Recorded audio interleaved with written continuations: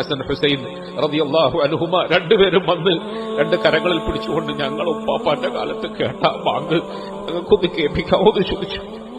ഞങ്ങളുടെ ഉപ്പാപ്പാന്റെ കാലത്ത് ഞങ്ങളെ കേൾപ്പിച്ച ബാങ്ക് ഞങ്ങൾക്കൊന്ന് കേൾപ്പിക്കാവോ എന്ന് ചോദിച്ചു.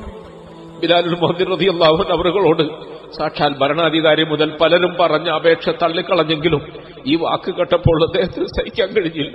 എന്റെ അരുമ മക്കളുടെ ഈ അപേക്ഷ ഞാൻ എങ്ങനെ തള്ളും?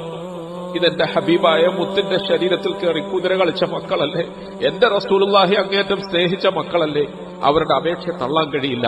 അവരുടെ അപേക്ഷയ്ക്ക് മുമ്പിൽ മുട്ടുമടക്കി മനസ്സില്ല മനസ്സോടെ മുത്തു മുസ്തഫ സല്ലല്ലാഹു അലൈഹി വസല്ലമ തങ്ങളുടെ കാലത്തെ ഓർമ്മകൾ അയവിറക്കുമാറ് മഹാനായ ബിലാലുൽ മുഅദ്ദിൻ റളിയല്ലാഹു അൻഹു അവർ ബാങ്ക് കൊടുക്കാൻ തുടങ്ങി.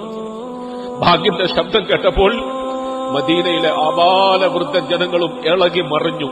പെണ്ണുങ്ങളും കുഞ്ഞുങ്ങളും അവരുടെ വീടുകളിൽ നിന്നും ആർത്തനാദം മുഴക്കിക്കൊണ്ട് അവർ പുറത്തേക്ക് ഓടിയിറങ്ങി. ഇതെന്താ ഞങ്ങൾ കേൾക്കുന്നത്? ഇതെന്താ കേൾക്കുന്നത്? ഞങ്ങളുടെ ഹബീബായ റസൂൽ സല്ലല്ലാഹു അലൈഹി വസല്ലമ തങ്ങളുടെ കാലത്ത് കേട്ട ശബ്ദം വീണ്ടും കേൾക്കുന്നു. ആളുകൾക്ക് സമനില തെറ്റിയതുപോലെയായി.